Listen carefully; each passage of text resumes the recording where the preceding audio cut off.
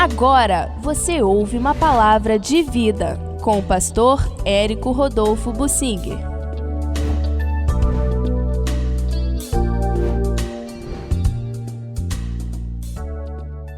Quais são as imundícias das filhas de Sião, como mencionadas por Deus e que precisam ser lavadas, purificadas, imundícias? Filhas de Sião é uma expressão que se refere às mulheres judias. Mulheres judias, de um modo geral. E esse texto é tratado em Isaías, no capítulo 4, e eu quero ler: naquele dia, o renovo do Senhor será de beleza e glória. Deus está falando de uma restauração futura em Israel. O fruto da terra será orgulho e adorno para os de Israel que forem salvos. Quando o Senhor lavar a imundícia das filhas de Sião e limpar Jerusalém da culpa do sangue do meio dela, com o espírito de justiça e com o espírito purificador. Deus anseia por abençoar o seu povo, Israel e a igreja. Deus anseia por nos abençoar. Mas há necessidade de que as imundícias sejam lavadas, para serem tiradas. Imundícias no sentido espiritual. Os pecados nossos fazem separação entre nós e Deus. Os pecados de Israel também afastaram Israel do Senhor, e por causa dos pecados, Israel preferiu os pecados, por causa disso cancelou aquela antiga aliança. Ficou só a promessa de Deus para o Abraão e a sua descendência, e ficou na prática o sangue, o DNA de Abraão, que ficou na sua descendência, hoje ainda espalhada pelo mundo, os judeus. Por causa desse DNA, o Senhor promete restaurar a promessa dele e, de novo, adotar este povo. Hoje, nós vivemos na era da graça. Não há nenhum privilégio para judeu ou israelita. Se eles quiserem a Deus, tem que ser através de Jesus. Só, e não tem outro caminho. Os judeus não são nada sem Jesus. O caminho para Deus hoje é só Jesus. E o Espírito Santo aplica isto na vida das pessoas através da pregação do Evangelho. Isso vai durar até o arrebatamento da igreja, que já está próximo. No arrebatamento da igreja, nós cremos que vai acabar a era da graça. O Espírito Santo não estará mais convencendo as pessoas, terá retirado da terra junto com a igreja onde ele habita. O Espírito Santo habita somente na igreja, em nós, dentro de cada um que se entregou a Jesus, inclusive judeus também. E nós sabemos que são poucos nessa era. Os demais vão se perder. E Deus diz claramente: ainda que os filhos de Israel sejam como a areia do mar, só o remanescente é que vai ser salvo. O remanescente, porque no final da grande tribulação, que já está prestes a começar, o mundo odiará os judeus e eles estarão sujeitos a um extermínio. No final, os poucos judeus que sobrarem vão se arrepender, vão se voltar para Deus. Isso está descrito de uma forma muito amorosa pelo Senhor em Zacarias, nos capítulos 12 até 14. O Senhor vai fazer uma nova aliança com a casa de Israel. Deus falou isso em Jeremias 31. Eis que vem aí tempos em que firmarei uma nova aliança com a casa de Israel, não como aquela anterior que eles anularam, mas eu farei uma nova aliança, colocarei um coração novo, tirarei o coração de pedra, colocarei um coração de carne, e eles me aceitarão, eles virão a mim. Nova aliança com Israel. Hoje, a única aliança que Israel tem pode ter com Deus é através da igreja, através de Jesus, e não há outro caminho. Jesus é o único caminho em nosso tempo. Guarde bem isto para não se confundir. Mas aqui o assunto que eu quero tratar é quanto às filhas de Sião, as mulheres judias. Elas foram, segundo Deus, um caminho de perdição para seus maridos e praticaram imundícias que marcaram o povo, marcaram o relacionamento com Deus e afastaram o povo de Deus. E essas imundícias das filhas de Sião precisam ser tratadas.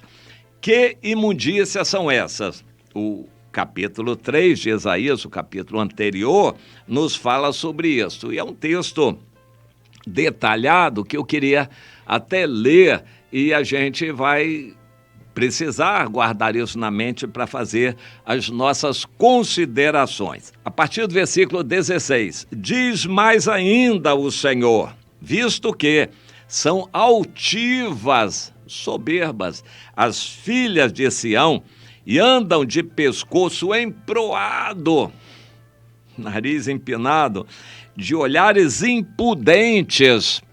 Esse termo vem de pudor, pudico, digamos assim, olhares sensuais, as mulheres.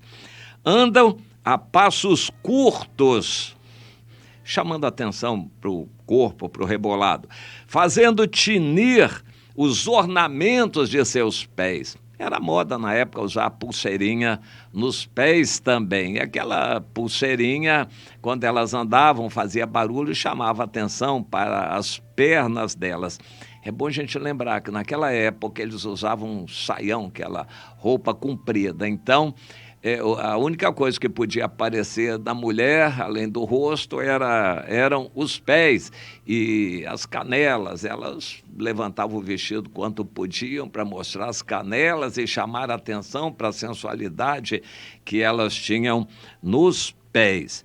E então, no versículo 17, o Senhor diz que fará tinhosa a cabeça das filhas de Sião. Tinhosa é com tinha, com percevejo, carrapato, com doenças, enfim, na cabeça a tinha era uma espécie de praga, doença que Deus colocaria por causa da vaidade dessas mulheres com o cabelo.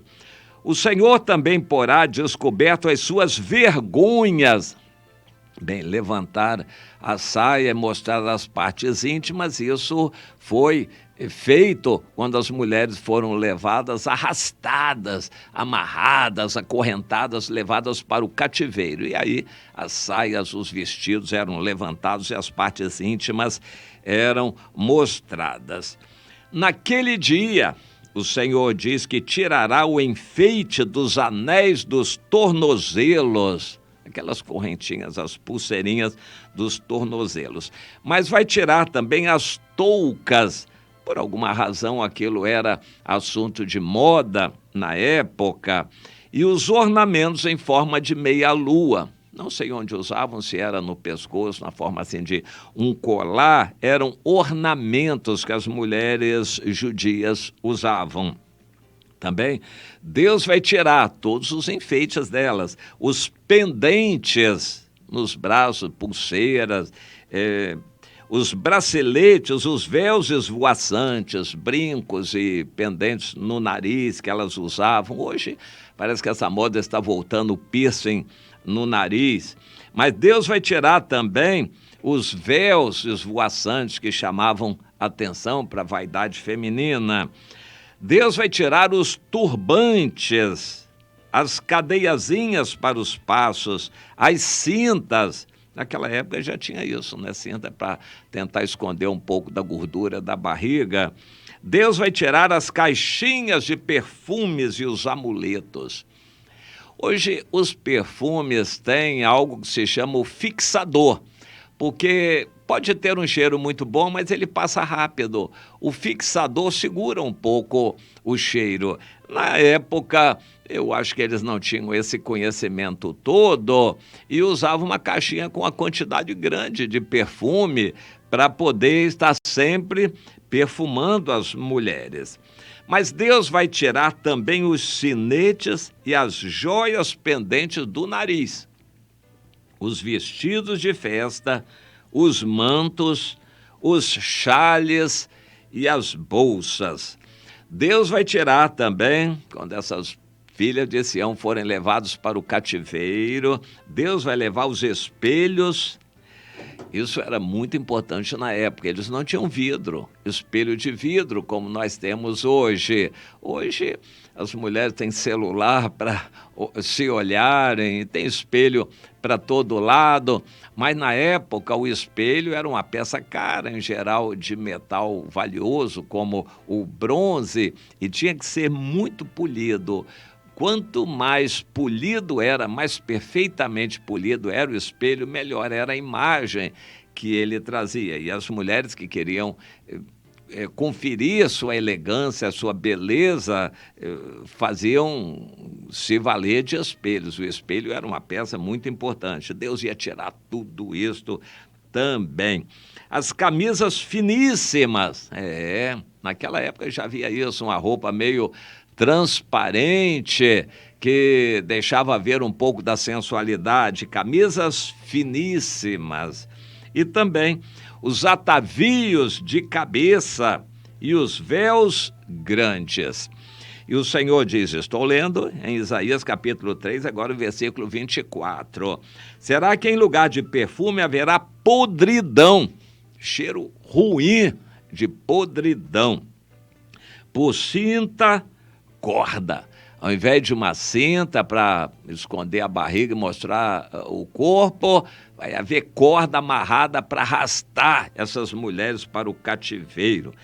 Em lugar de encrespadura de cabelos, ou seja, o enfeite dos cabelos, calvície, cabelos vão ser arrancados nessas mulheres. Marca de fogo em lugar de formosura, o rosto todo cheio de cremes e todo tipo de cosméticos, vai queimar com fogo, aquilo vai ficar preto, pele queimada. E os homens vão cair à espada e os valentes vão cair na guerra.